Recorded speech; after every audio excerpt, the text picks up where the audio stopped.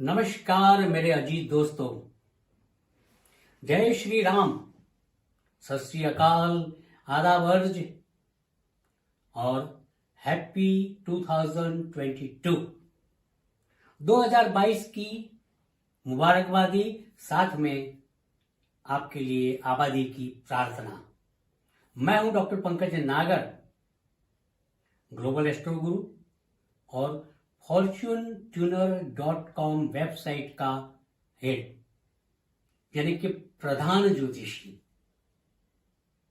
आज आपके सामने मैं कुछ अनकही, अनसुनी, रहस्यमय बातें लेके आया हूं, जो आपको बना सकता है संपत्तिवान, जो आपको बना सकता है धनवान, जो आपको प्रदान कर सकता है मन की, तन की, धन की शांति। एक ऐसी अनोखी बात जो सुन के आप चौंक पड़ेंगे। कुछ नई कल्पना, ज्योतिष के पुराने सिद्धांतों को छोड़ के कुछ नई बातें जो आपके जीवन में खुशियां भर दे, आपको, आपके स्वभाव को, आपके जीवन को एक लहलहाते खेत की तरह बिल्कुल हरा हरा बना दे। एक बात करूंगा, छोड़ो कल की बातें, कल की बात पुरानी, नए दौर में लिखेंगे मिलकर नई कहानी। हम हिंदुस्तानी, हम हिंदुस्तानी, हम हिंदुस्तानी, हम ज्योतिष ज्ञानी। आज कुछ नई बात करते हैं। चलो, एक बात ऐसी बता रहा हूं आपको कि जब हम किसी को भी आशीर्वाद देते हैं, किसी को ब्लेस करते हैं, किसी के लिए कुछ प्रार्थना करते हैं, तो क्या बोलते हैं? 10 दिशाओं से आपको शुभ विचार मिले और आप सुखी, संपन्न और समृद्ध हो। ये 10 दिशाएं क्या है? बहुत आसान है। पूर्व है, पश्चिम है, उत्तर है, दक्षिण है। फिर 4 कौन है। 4 कौन कौन से हैं? अग्नि कौन है, ईशान कौन है, वायव्य कौन है, नैऋत्य कौन है। 4 दिशाएं, 4 कौन, ऊपर आसमान, नीचे धरती, हो गए 10। तो इसी 10 दिशाओं द्वारा आपको शुभ विचारों की प्राप्ति हो, धन संपत्ति मिले, समृद्धि मिले, मन की शांति मिले, उसका एक अद्भुत नायाब प्रयोग आपके सामने मैं पेशे खिदमत करता हूं। ध्यान से सुनिए, अपने कानों को इस पर्दे पे लगा के रहिए, इस वीडियो पे अपनी आंखों को लगा के रखिए। बहुत ही सरल, आसान तरीका है। 17 जनवरी को 2022 की साल में यह प्रयोग सुबह 7:10 को आपको करना है। आपके घर के अग्नि कोण के अंदर आपको एक लाल बल्ब लगा के रखना है, जो 24 घंटों चलेगा। उसकी स्विच ऑफ मत करना। आपके ईशान कोण के अंदर, जो प्रभु का कोण बोलते हैं, देवी देवताओं का कोण बोलते हैं, उस कोण के अंदर जल तत्व का एक प्रभाव होता है। उस कोण के अंदर उसी तारीख को एक तांबे के लोटे के अंदर जल भर के उसके ऊपर ढक्कन लगा के उसको परमानेंटली लगा दीजिए। अब बारी आती है वायव्य कोण की, जहां पे वायु भगवान का एक आधिपत्य है, साम्राज्य है। क्या करेंगे वहां पे आप?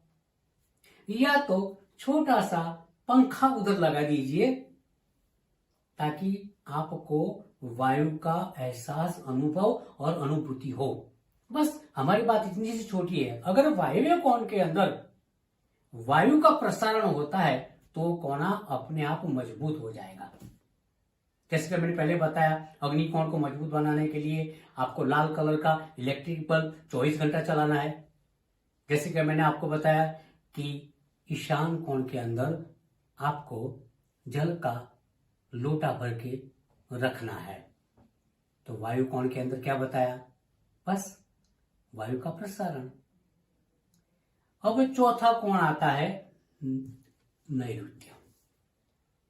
ये हमारे पितरों का कोण है, जहां पे पितरों का वास होता है। 24 घंटे पितृ वहां से हमको आशीर्वाद देते हैं। करना कुछ नहीं है। जब आप सुबह खाना खाने बैठते हैं और आपकी थाली में जो खाना परोस के आप भगवान के सामने जाके घंटी बजा के उनसे प्रार्थना करते हैं कि हे प्रभु, इस भोजन को आप ग्रहण कीजिए। उसी प्रकार नैऋत्य कोण के लिए भी एक सुंदर चांदी की थाली के अंदर जो आप खाते हैं वही भोजन उसके अंदर रख के संपन्न करके नैऋत्य कोण के अंदर आपके पितरों के सामने रखिए, घंटी बजाइए, उनको आह्वान दीजिए और बोलिए कि हे पितृ देवता, आप भी एक देवता है, आइए विराजिए, खाना ग्रहण कीजिए और हमें आशीर्वाद दीजिए।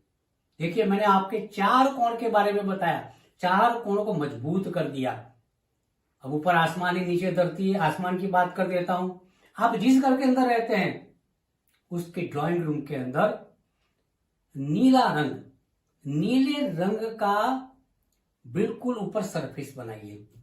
सीलिंग पे नीला रंग लगाइए, नीला आसमान जिसको बोलते हैं ना, स्काई ब्लू कलर लगाइए, ताकि वो भी दिशा आपकी बलवान हो जाएगी।